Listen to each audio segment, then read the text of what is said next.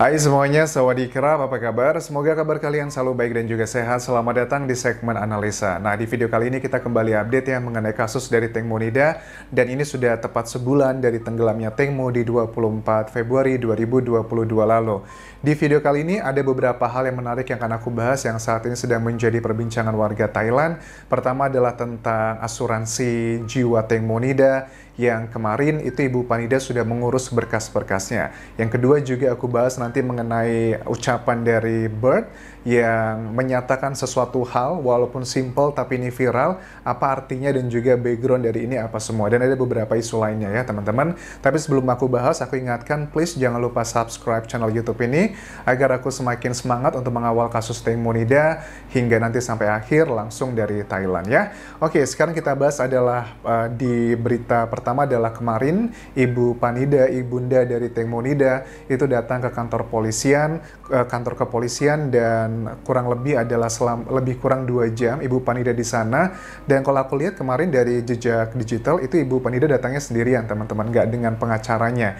Kemudian apa sih yang dilakukan Ibu Panida di kantor kepolisian, dan beliau sudah menyatakan dengan jelas bahwa alasannya datang ke sini adalah untuk mengurus berkas-berkas untuk mengurus mengenai asuransi jiwa Tengmo Nida yang nilainya itu sekitar 1 jutaan baht, which is itu hampir sekitar 500 jutaan ya.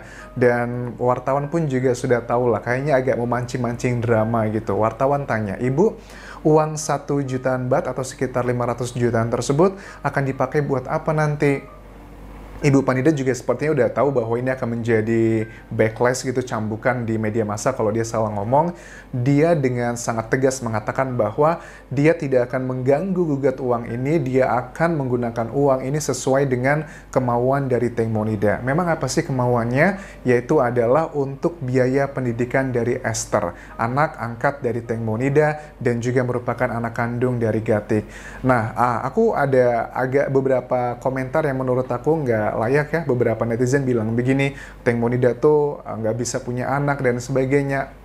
Kita sadar ya teman-teman ya bahwa kalau di Indonesia ataupun juga negara-negara kayak Malaysia atau sebagian ASEAN kan ya, masih sepertinya memiliki anak, tidak menikah itu adalah kayaknya keharusan gitu kan ya. Menikah dan punya anak tuh kayaknya menjadi suatu hal keharusan, kewajiban, dan kayaknya adalah hal yang aneh begitu kalau tidak melakukan kedua hal itu. Tapi sebenarnya sebagai background ya buat di Thailand sendiri, untuk hal mengenai punya anak, mau menikah atau tidak, itu bukan jadi suatu hal yang aneh lagi di sini. Itu adalah pilihan. Aku sadar kita tinggal di masyarakat di Indonesia, Malaysia, dan sebagian ASEAN.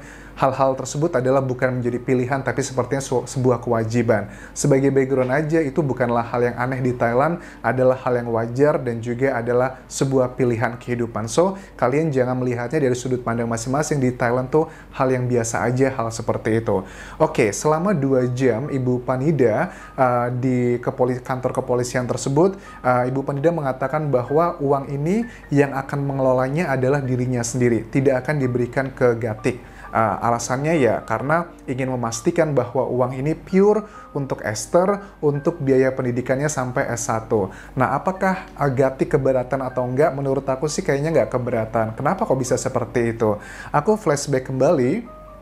Dari beberapa waktu yang lalu kan kita ketahui bahwa Gatik dan juga Ibu Panida sepertinya sudah terlihat akrab di media massa. Kita bisa melihat foto-foto Ibu Panida dan juga Gatik itu sudah pegangan tangan, sudah menunjukkan affection pada saat di hari terakhir penghormatan jenazah Tengmo Nida di sebuah gereja di Bangkok. Apakah salah satu syarat mungkin aja kenapa Ibu Panida mau memaafkan Gatik, tidak lagi kekeh dengan kemarahannya, karena di awal pada saat Tengmo Nida tenggelam, Ibu Panida kan sangat jelas mengatakan, saya 100% tidak akan pernah memaafkan Gatik. Tapi kan hanya jelang waktu semingguan, ternyata sudah ada pintu maaf terbuka. Apakah ada deal-dealan di sini bahwa oke, kamu saya maafkan, tapi uang dari asuransi Tengmo Nida untuk Esther saya yang kelola. Tapi nggak usah khawatir, keterangan Ibu Panida mengatakan saya tidak akan mengambilnya, tapi hanya mengawasi aja. Oke, apakah Gatik setuju-setuju aja? Karena aku nggak tahu ya,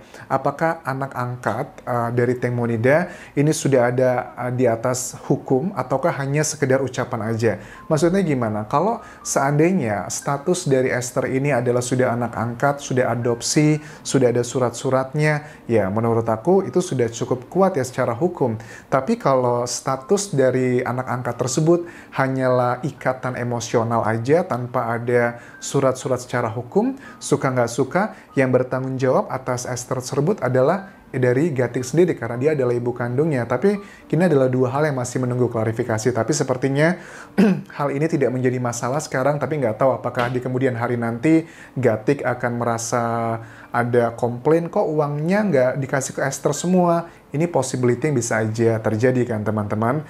Terus juga kita sadar bahwa pada saat Ibu Panida mengurus surat kematian dari Teng Monida merupakan salah satu syarat untuk mencairkan dana asuransi tersebut. Ini juga bisa menjadi backlash bagi dia kan ya, kok baru sebulan gitu kan ya, tepat sebulan sudah diurusi masalah keuangan. Kalau menurut aku sih nggak masalah ya, karena kan ini adalah salah satu manfaat pada saat si Teng Mo membeli asuransi jiwa. Dia kan sudah tahu well prepare jika terjadi sesuatu hal, dia mau Esther itu tidak kehilangan pendapatan dari dia, support dari finansialnya. Menurut aku sih tidak masalah ya, tidak terlihat matre, asalkan uangnya beneran untuk Esther yang merupakan keinginan dari Teng Monida. Oke, itu adalah untuk isu yang pertama ya teman-teman. Terus juga yang kedua, kalau aku lihat di sini mengenai video yang lagi viral juga di Thailand mengenai si Bird ya. Bird kan mengatakan sesuatu hal yang sedikit sebenarnya, tapi juga viral. Ini juga backgroundnya adalah untuk merayakan peringatan lah ya, peringatan 1 bulan meninggalnya Teng Monida. Tidak hanya Bird sebenarnya, ada teman-temannya lainnya seperti kayak Mo Amina, terus juga yang lainnya, sahabat-sahabatnya si Teng Mo itu mengatakan sesuatu hal, tapi yang paling viral adalah Bird. Coba kita lihat apa yang dikatakan di sini.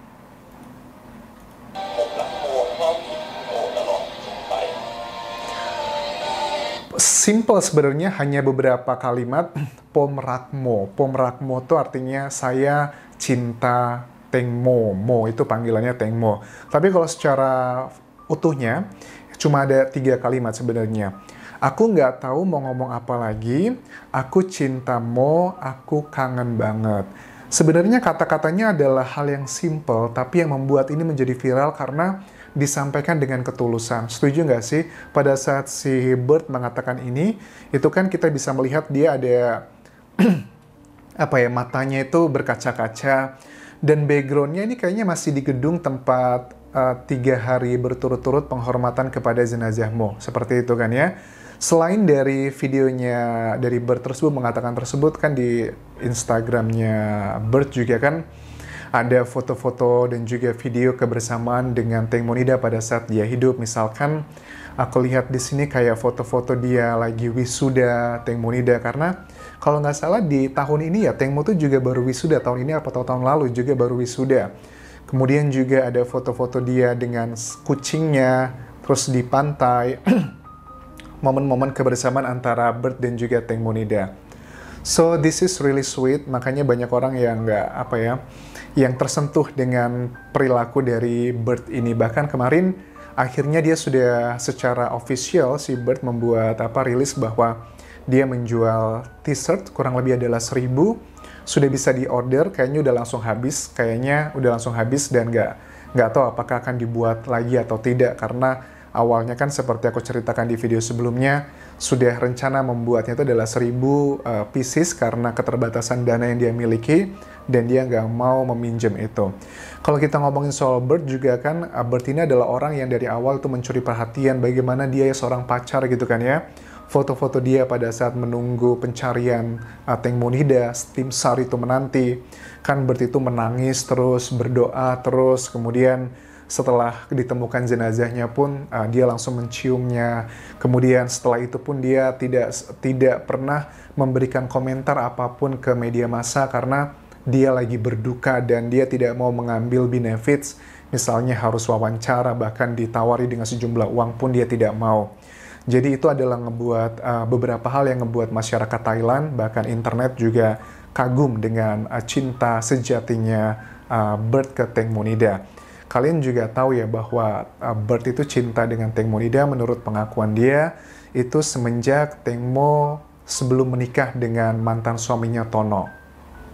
Pada saat mereka bercerai pun, mereka si Bert nggak langsung mendekati kan, mendekatinya juga baru setahun terakhir ini, karena si Bert dan juga Teng Mo itu kan pacaran belum sampai setahun kan ya teman-teman. Dan ini adalah salah satu cara Teng Mo ternyata untuk healing dari depresi karena perceraian dan juga meninggalnya sang ayahnya begitu. Oke, so sweet ya. Pokoknya kalau ngomongin soal Bert, aku yakin lah kalian pasti ada banyak kata-kata baik yang bisa menggambarkan sosok seorang Bert. Oke, sekarang kita bahas adalah mengenai kremasi. Mengenai kremasi tubuh dari jenazah Teng Monida, ini juga sudah diklarifikasi ya di keterangannya Ibu Panida kemarin. Pada saat diwawancara di kantor kepolisian juga mengatakan bahwa, Ibu, gimana untuk jenazah Teng Monida? Apakah akan segera dikremasi atau enggak? Jadi Ibu Panida sudah ngobrol langsung dengan Dr. Pontip. Dr. Pontip adalah salah satu dokter yang dipercaya, diminta juga sama Ibu Panida untuk mengawasi otopsi kedua ini. Dan mereka sudah sepakat tidak akan mengkremasi tubuh Teng Monida, jenazah Teng Monida, sampai selesai Dr. Pontip melakukan penelitian dan juga otopsinya. Dan menurut aku tidak harus menunggu sampai sebulan lagi ya. Kalau memang Dr. Pontip mengatakan sudah cukup otopsinya, kami sudah dapat semuanya, kemungkinan besar juga bisa seminggu lagi, 2 minggu lagi, walaupun proses hasil otopsi masih dalam proses, aku rasa bisa aja kalau Dr. Pontip mengatakan sudah cukup, kita ambil data-datanya, Ibu Panida boleh melakukan kremasi, itu juga bisa. Tapi dari sini aku menilai bahwa Ibu Panida relay-nya apakah di waktu kremasinya kapan, itu tergantung dari Dr. Pontip, yang which is itu sebuah simbol yang sangat baik ya untuk mencari tahu apa sebenarnya penyebab kematian dari Teng Monida. Oke, mengenai Dr. Pontip yang terbaru ini akan aku bahas mengenai otopsi dan juga penyocokan profiling dengan speedboat tersebut akan aku bahas di video berikutnya. Ada banyak data-data yang baru disampaikan oleh beliau ya. Terima kasih sudah menonton, sampai ketemu lagi di video berikutnya. Jangan lupa tinggalkan like, tinggalkan komen, dan juga follow Instagramku di Anjas di Thailand, serta subscribe channel YouTube ini. Kobun kerap semuanya, bye-bye.